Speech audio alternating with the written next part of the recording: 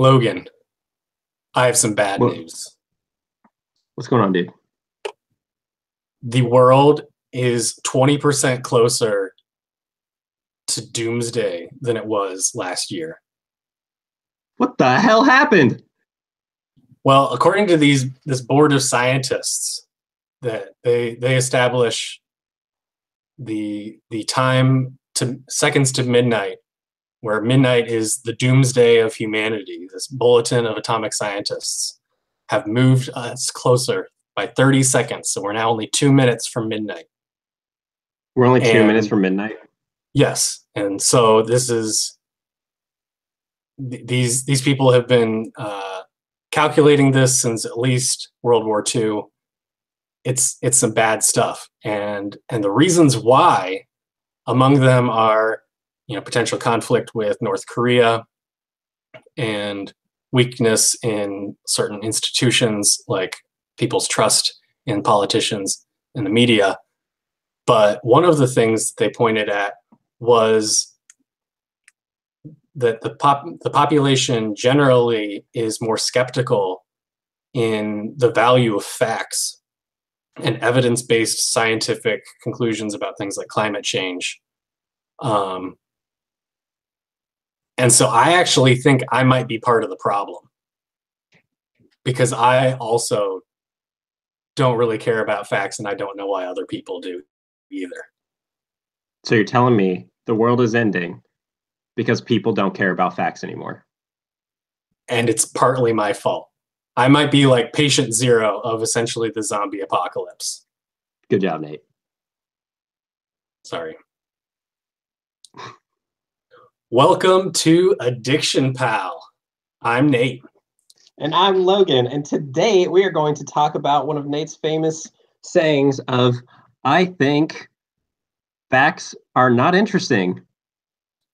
So as you can tell from the doomsday clock ticking down from 2 minutes, not believing in facts is going to lead to the apocalypse. And Nate is a non-believer. I'm not. I'm sorry about that. I think that you suggested that as a mathematician, I ought to care a lot about facts. But I think that's probably a misconception. I think that mathematicians actually care very little about facts. Right? We study all these different properties about a circle, but if you come to us and ask us, hey, is this thing a circle? We'll tell you, oh yeah, if it is a circle, then I know all these different properties about it. And you say, no. Is it a circle? And we said, I don't know.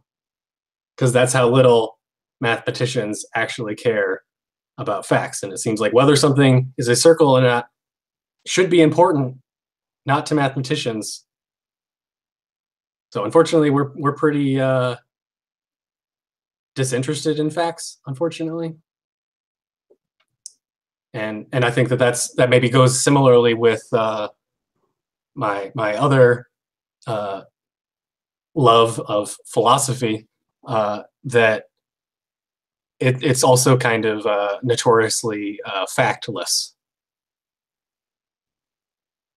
And yet I love them, and I don't know why people would reject mathematical theory or philosophical discussions on the basis of not being factual. So what we have here is, correct me when I'm wrong, part of this anyways, I'll call it a fraction of the circle, is what if statements or if then statements or any sort of imaginatory, is that a word? Idea. Yeah, hypothetical statements. Are those, could we call those facts? Yeah, so the example I like the most is, assume on Halloween a few years ago when you dressed up as Peter Pan and I was Peter Pan's shadow. Mm-hmm. So I will propose this math problem, or pose this. I will ask this math problem. Assume Nate is Peter Pan, and assume Logan is Peter Pan's shadow. And at this party, Nate chased me around in perfect costume, winning the Best in Character award at the Halloween party. Now you're just bragging. Yeah, we deserve it. So if, assuming that, does that mean that Peter Pan was chasing his shadow? And I think the answer to that question is, yeah, because we're assuming that you're Peter Pan, I'm Peter Pan's shadow. You were chasing me around the house in perfect character, mind you. And so why not? We were Peter Pan and Peter Pan's shadow being chased around. We successfully chased our own shadow, disconnected from one another, and then we attached ourselves to each other in a beautiful scene. And then we separated again because it's really hard to be connected through a whole party. Yes. Yeah. So it seems like that's a true statement based on the definitions given.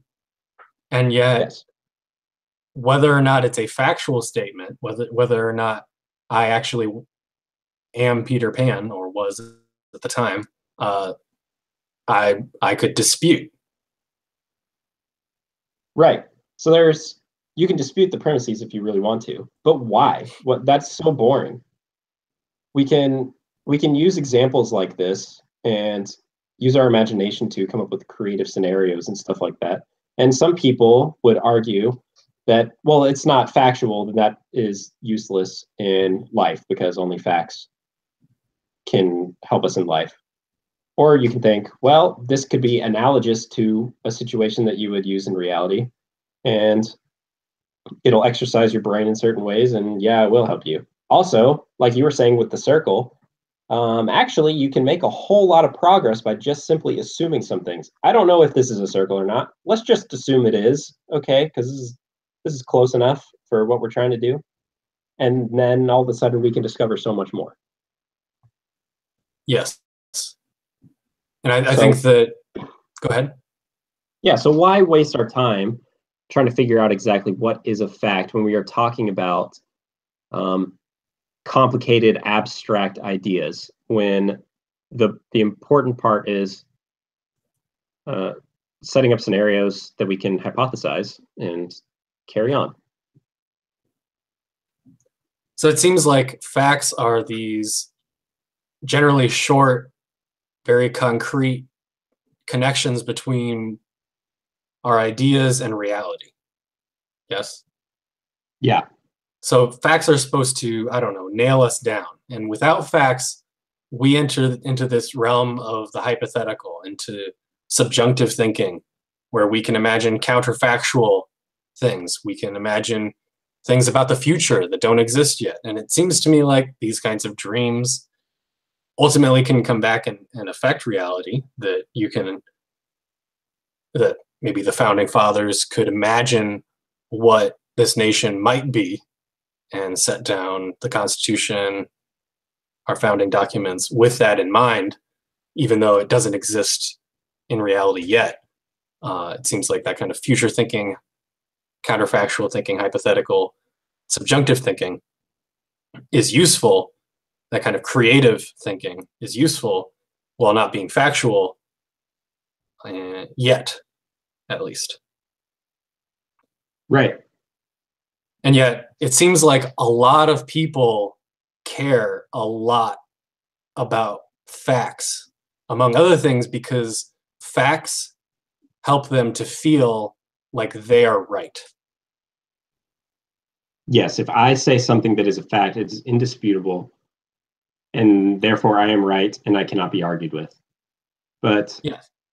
So when it comes to debate, argument, what you generally see in the realm of politics, in the realm of the media, it's a fact war, because everyone wants to be right. So I guess my first question is, If you already know that something is a fact, if you know in your heart that it's a fact, why are you arguing it to begin with? Why even bring it up? If you're so convinced that something is a fact, why are you even going down that road? Why don't you just move on to something else that can be agreed or disagreed upon? Do you see where I'm going with that? Well, it seems like facts are associated with rightness, and therefore not having all of the facts we associate with wrongness. And so when you see someone on TV and they have an opinion that disagrees with yours, your thought is, if they had all of my facts, then it's just a matter of proper deduction in order to arrive at my opinions. So this person must be ignorant of my facts, and that's all. And if only I can provide them with more data that I have and they evidently don't, then all can be solved. And if they have all of my facts and they come to a different conclusion, I don't know. They must be stupid, I think, is the premise. Yeah, that oftentimes seems to be the case. And so I guess, first of all, I generally refuse to engage with someone in a fact debate because it's not a cheerful thing and it's not very fun. And if it's just two sides throwing out facts and trying to be right, then it's not really a conversation. It's not really about being open to having your perspective changed, right? Right. It's about, I have this data in hand and I will bludgeon you with it until you concede defeat.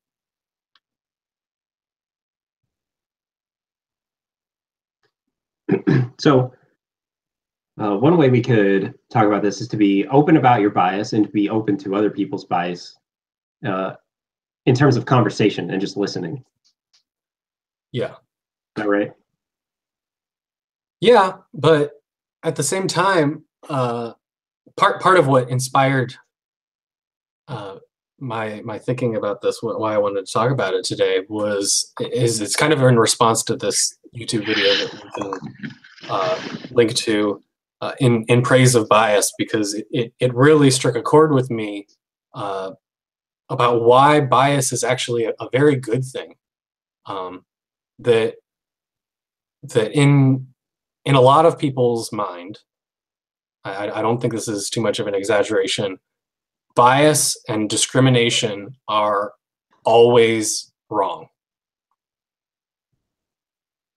And Yeah, in some ways, we should always be unbiased. We should always be indiscriminate, and basically, we should be fundamentally open to all perspectives and only proceed from facts to, I don't know, some sort of conclusions that you can arrive at by facts and deduction. And I think, first of all, I kind of don't, I don't even really buy that that's actually how human beings operate. But even if people are honest and they really only care about facts and they don't ever have a bias, they don't really discriminate themselves, I think they are fundamentally ineffective, probably in living life, but certainly in changing the lives of others. Because it seems to me like even the act of giving advice is not entirely based on facts. Right? Yeah, of course. Could you imagine giving someone advice only with facts? It's just a succession. That's a succession of like 2 + 2 is 4. Squirrels are mammals. The Earth is a planet. Like that kind of, and then deductions based on that. That's absurd. If you're saying, yeah, hey, I had this, fight with my girlfriend. How do I resolve things? How do we move past this? and you just shout facts at this person. Yeah, if I just say, yeah, well, women have two X chromosomes. Yes, that's totally unhelpful.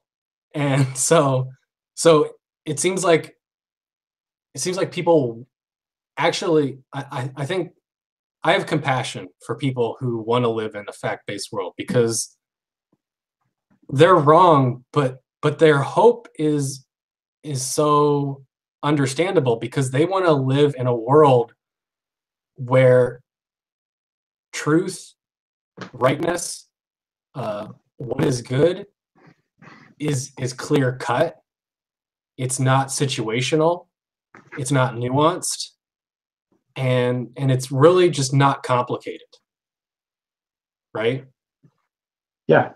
They want to live in the world where everything can be answered with, I don't know, a Google search.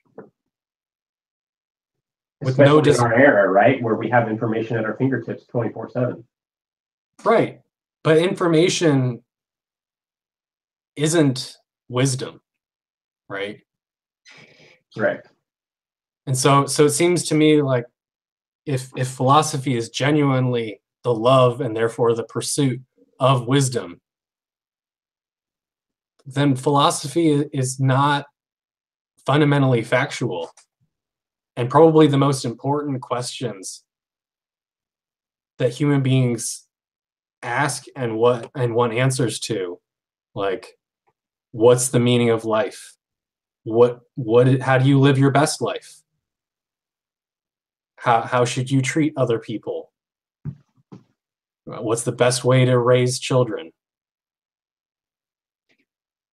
And on and on. What's the best economic system? These are all fundamentally questions of perspectives on the world. The video describes a bias as really just a take on life. I watch Sports Center or whatever. People give hot takes, on these, but it's just a take, where this is just your thoughts, your opinion, your perspective.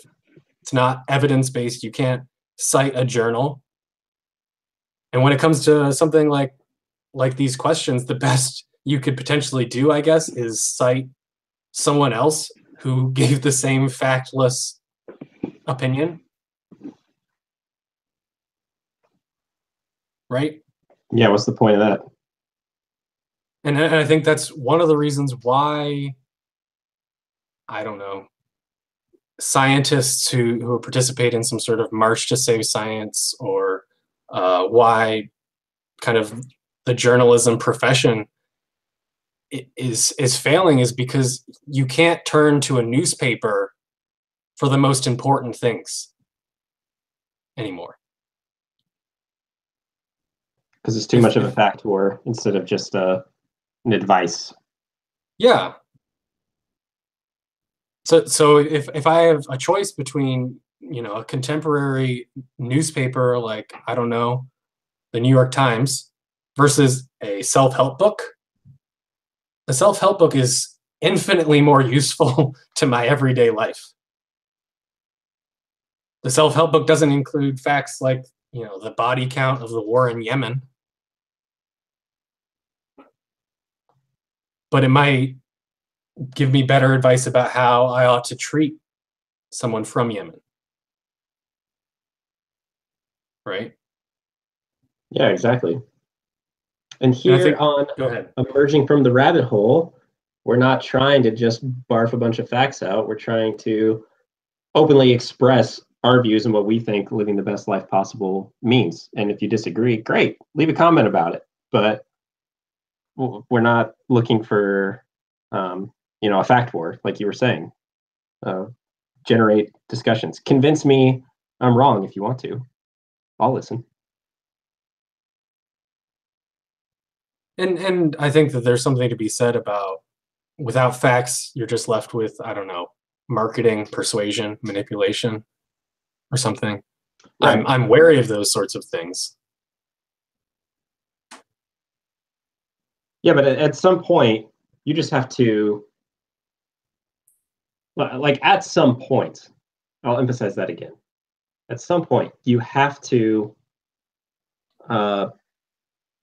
just trust the person that you're talking to, and whatever that means for you is whatever means for you. We can continue talking about this topic more on another cast. We can also link the video that Nate and I were referencing in the description box below if you want to watch that and then provide your input in the comment section. We can continue on with this conversation or branch off in another direction. If you have any questions or input on this kind of thing, let us know. But for now, I'm Logan. And this is Nate. See you next time. Have a great night.